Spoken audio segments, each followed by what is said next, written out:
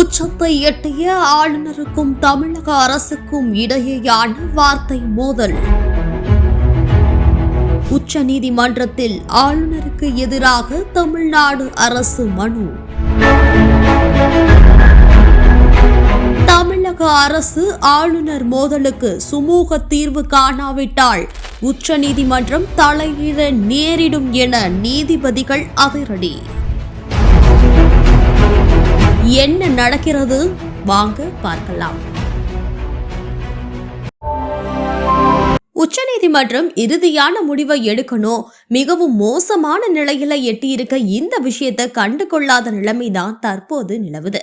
தமிழ்நாடு அரசியல்ல குறிப்பா ஆர்.என். ரவி அவர்களினால தமிழ்நாட்டோட அரசியல் மிக கொடூரமா சென்றுட்டு இருக்கு. ஆகவே இந்த கோரத்தை சரி செய்ய வேணும்னா உச்சநீதிமன்றம் ஆலோசனை அளிப்பது மற்றும் சமன் செய்ய நினைப்பதை விட்டுட்டு முடிவை எடுத்திருக்க வேண்டும். ஆனா அதை சுப்ரீம் கோர்ட் செய்ய மறுக்கிறாங்க. பின்னோக்கி செல்ற தமிழகத்துக்கு ஆளுநர் ஆர்.என். ரவி தான் காரணம் என்ற நிலையில சுப்ரீம் கோர்ட் இதற்கான தக்க நடவடிக்கை எடுக்காதது ஏன் என்று தெரியல. இதற்கான நடவடிக்கை சற்று எடுத்தா மட்டும்தான் தமிழ்நாடு தன்னிச்சையா முடிவு செய்ய இயலும். ஆர்.என். ரவி என்பவர் ஒரு IPS அதிகாரியா வேலை செஞ்சிருக்காரு.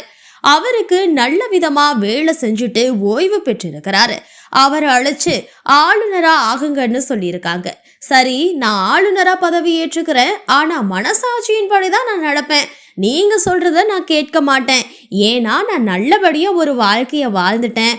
எனக்கு இந்த பொறுப்பை கொடுக்குறீங்கன்னா ரொம்பவே சந்தோஷம். அதே நேரம் என் மனசாட்சியின் படியும் என்ன செய்ய வேணுமோ அதை மட்டும்தான் நான் செய்வேன். நீங்க இப்படி செய்யணும் அப்படி செய்யணும்னு சொன்னீங்கன்னா என்ன மன்னிச்சிருங்க, நான் அதற்கு சரிப்பட்டு வரமாட்டேன் என்பது போல ஒரு விஷயத்த ஆளுநர் அவர்கள் முன்கூட்டியே சொல்லி இருக்கணும். அவர் அப்படி செய்யல. ஆளுநர் முழுக்க தற்போது ஒன்றிய அரசின் கட்டுப்பாட்டிலேயே அமைக்கிறாரு. ஆளுநர் உரைய பதவிக்காலம் முடிந்து விடுதுங்கிற ஒரு புகம் பேசுறாங்க. இன்னொரு புறத்துல தனி மனித தாக்குதல் போல ஆளுநர் அவர்களுடைய சமூக வலைதள பக்கத்துல பேச்சுக்கள் இருக்கு. ஒரு முதல்வரை சிறுபிள்ளைத்தனமா இருக்காதீங்க, ஆணவத்துல அலையாதீங்க என்ற பேச்சுக்கள் அடிப்படுது. ஒரு மாநில முதல்வரையே நேரடியா தாக்குறாரு ஆளுநர். அது மட்டும் இல்லாம ஒரு 6 பல்கலைக்கழகங்கள் இருக்கு.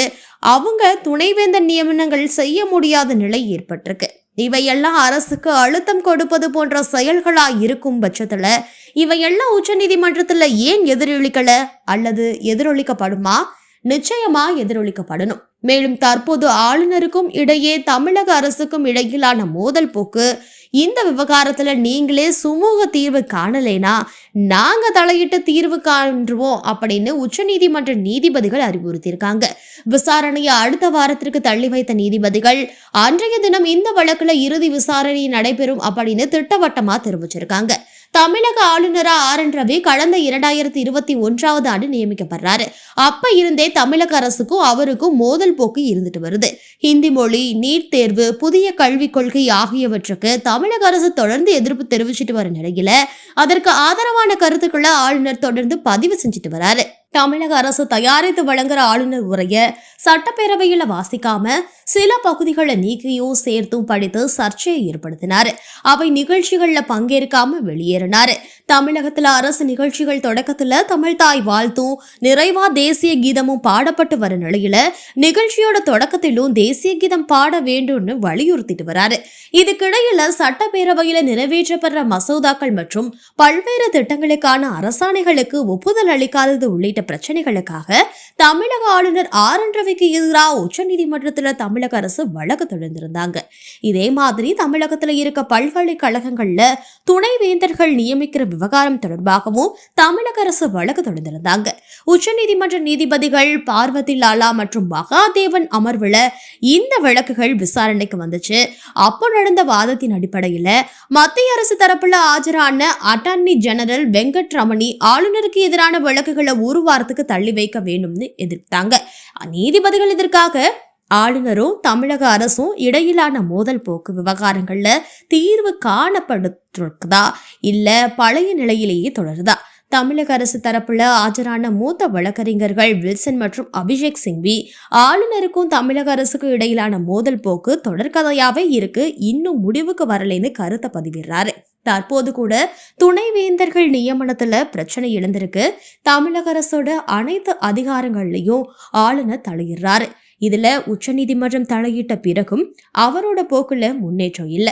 துணைவேந்தர்கள் நியமனம் தொடர்பான கூடுதல் மனுவையும் இந்த வழக்கோட சேர்த்து விசாரித்து ஆளுநர் தரப்புல பதிலளிக்க நோட்டீஸ் பிறப்பிக்க வேண்டுங்கிற வாதம் தொடர்ந்து நடைபெற்றிருக்கு. இதனையடுத்து நீதிபதிகள் தமிழக அரசோட இந்த கூடுதல் மனுவுக்கு தனியா நோட்டீஸ் பிறப்பிக்க வேண்டியது இல்லை, இந்த வழக்கோடும் சேர்த்து விசாரிக்கப்படும்.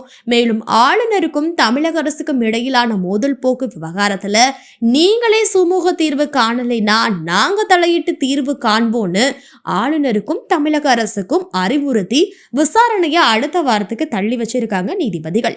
அன்றைய தினத்துல இந்த வழக்கோட இறுதி விசாரணை நடைபெறும்னு சொல்லப்பட்டிருக்கு.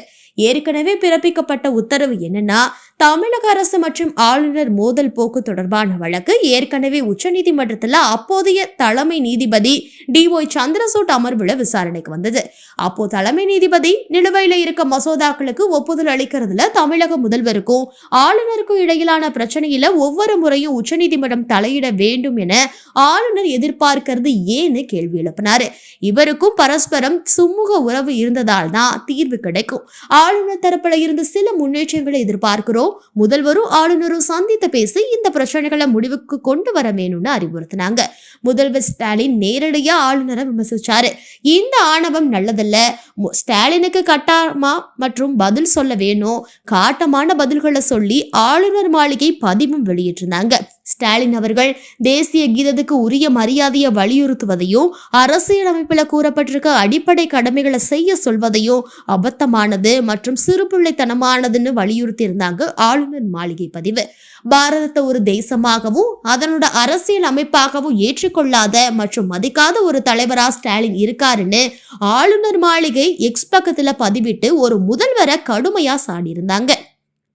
ஒவ்வொரு ஆண்டும் தமிழக சட்டப்பேரவையில முதல் கூட்டத்தில் ஆளுநர் உரையாற்றுவது மரபா இருந்துட்டு வந்தது. அந்த வகையில இந்த ஆண்டோட சட்டப்பேரவை முதல் கூட்டத்தொடர் கடந்த 6ஆம் தேதி தொடங்குச்சு. இதனையடுத்து சட்டப்பேரவை வந்த ஆளுநர் RN ரவி தேசிய கீதத்தை முதல்ல பாடலைன்னு குற்றச்சாட்டி அவையிலிருந்து வெளியேறினாரு. ஆளுநர் உரையை வாசிக்காம 3 நிமிடங்கள் திரும்பி சென்றதனால பரபரப்பும் ஏற்பட்டுச்சு. இதற்கு முதல்வர் MK ஸ்டாலின் உட்பட பல்வேறு அரசியல் கட்சி தலைவர்கள் விமர்சனங்களையும் கருத்துக்களும் முன்வச்சாங்க. குறிப்பா ஆளுநரோட செயல் சிறுபிள்ளைத்தனமானதுன்னு முதலமைச்சர் MK ஸ்டாலினும் கருத்து தெரிவிச்சாரு.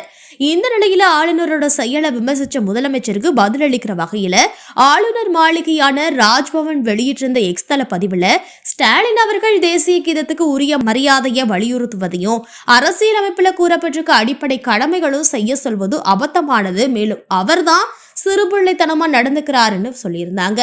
பாரதத்தையும் ஒரு தேசமாகவும் அதனோட அரசியல் அமைப்பாகவும் ஏற்றுக்கொள்ளாத மற்றும் மதிக்காத ஒரு தலைவராய் இருக்கிற அவரு கூட்டு நலன்கள் மற்றும் சித்தாந்தங்களோட உண்மையான நோக்கங்களை வஞ்சகம் செய்யறதுக்கு நன்றி. இத்தகைய ஆணவம் நல்லது கிடையாது. பாரதமே உயர்ந்த தாய்ங்கிறதையும் அவங்களோட குழந்தைகளுக்கு அரசியல் அமைப்பே உயர்ந்த நம்பிக்கை என்பதையும் மறந்து விடாதீங்க. அவங்க இத்தகைய வெட்கக்கேடான அவமானத்தை விரும்பவோ பொறுத்து கொள்ளவோ மாட்டாங்கன்னு அந்த பதிவுல குறிப்பிட்டது கடும் சர்ச்சையும் ஏற்படுத்தும். கவர்னர் சட்டசபைக்கு வராரு, ஆனா அவையில உரையாற்றாம போறாரு. அதனாலதான் அவரோட செயல் சிறுபிள்ளைத்தனமா இருந்துச்சுன்னு சொன்னேன்னு சட்டசபையில ஸ்டாலின் விளக்கமும் கோரியிருந்தாரு. அரசியலமைப்பு சட்டத்தோட 176வது பிரிவின் படி கூட்டத்தொடர் தொடங்கும் போது ஆளுநர் தன்னோட உரையை சட்டமன்றத்துல வழங்கணும். ஆனா அவர் திட்டமிட்ட முறையில விதிகளை மீறினதுல ஆர்வமா இருக்கிறதா தெரியுதுன்னு ஆளுநர் உரைக்கு நன்றி தெரிவிக்கும் தீர்மானத்தின் மீதான விவாதத்தை முடிச்சு வச்சாரு முதல்வர் ஸ்டாலின். 2022 இந்த ஆளுநர் உரையை மாற்றாம தன்னோட உரையை வழங்கினாரு. ஆனா அடுத்த 3 ஆண்டுகள்ல ஆபத்தமான காரணங்களை சொல்லி அவர் தன்னோட வழக்கமான உரையை வழங்குவதை தவிர்த்தாருன்னு முதல்வர் சொல்லியிருந்தாரு.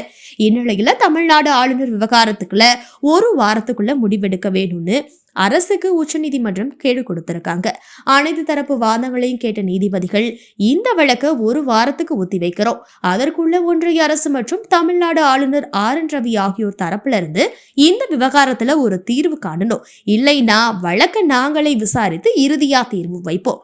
எனவே இது குறித்து ஒன்றிய அரசு உடனடியா நடவடிக்கை மேற்கொள்ளணும்னு அதிரடியா உத்தரவிட்டிருக்காங்க.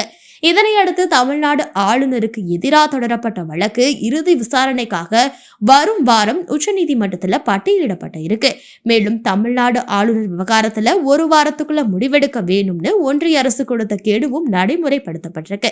இதனை தொடர்ந்து ஆளுநரை சந்திக்க முதல்வர் தயாரா இருப்பதா தமிழக அரசு தரப்புல தெரிவிக்கப்பட்டிருக்கு. ஆளுநரும் முதல்வருக்கு அழைப்பு விடுத்தார்.